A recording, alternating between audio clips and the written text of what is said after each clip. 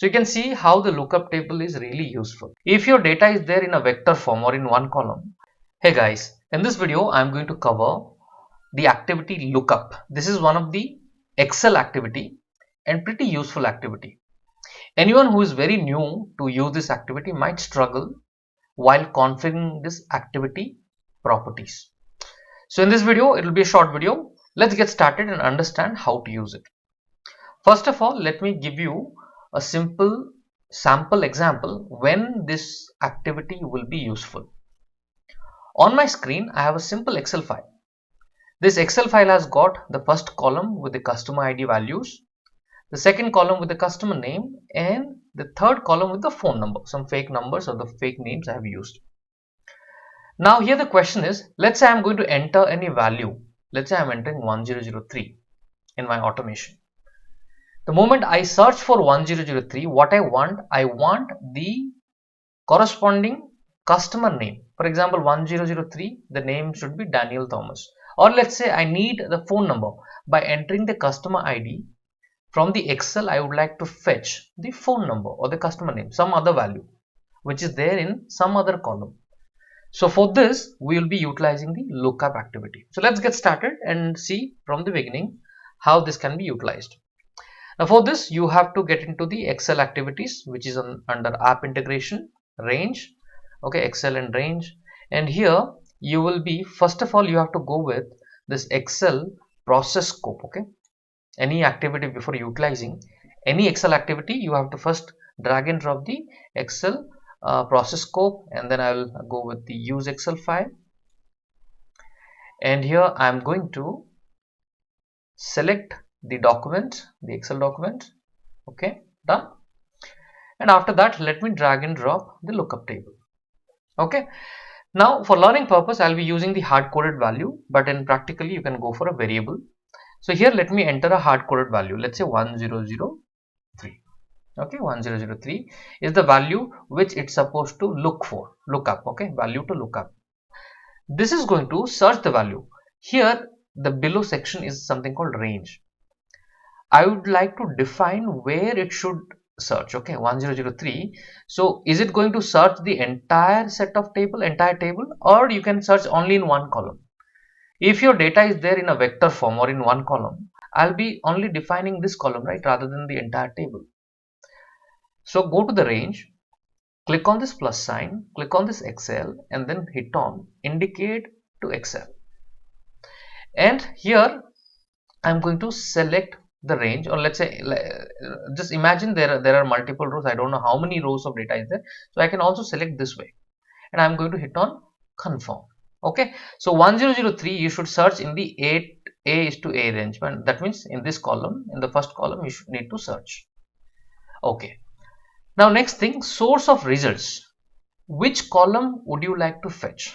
For example, I would like to fetch the customer name. Whatever the ID is given, I should be able to fetch the customer name. For that, in the source results, once again, I'll click on Excel, click on the plus sign Excel, and hit on indicate in Excel.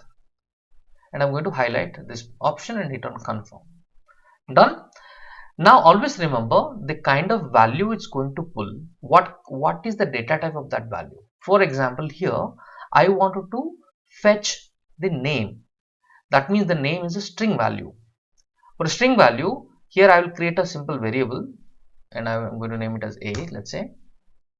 Okay, and this A variable is supposed to be string. By default it is a string. Okay, and below this, let's see the output by adding a message box and writing the variable A. Okay, so this, run this and see if the output. So here input is 1003, right, 1003, and the output that we are expecting is the corresponding value in the Excel, which is Daniel Thomas. So let's see if that value is appearing or not.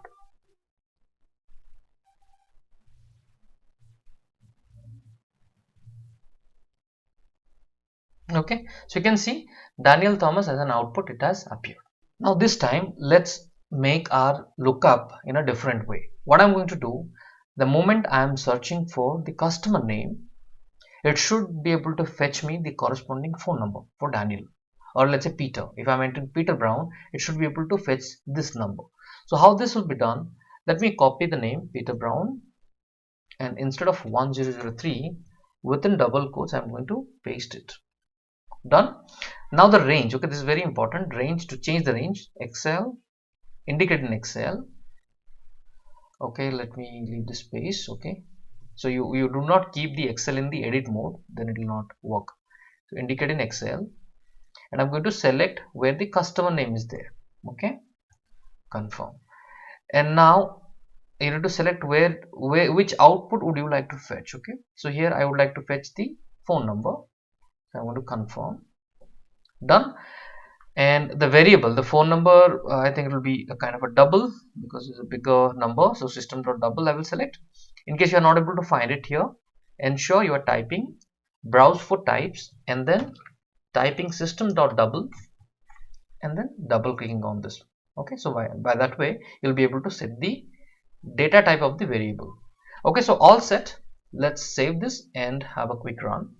So you can see how the lookup table is really useful. You don't have to write your own logics to find something, rather than drag and drop the activity and start using it, right? It becomes quite simple. So Peter Brown, so let's wait for a second. So now you can see the phone number has appeared, which is 258147369. Let's quickly check it. So this is the right value. So you can see how lookup table is quite useful, and it can save a lot of time rather than you creating a logic to find some value, corresponding values. This lookup activity is quite useful.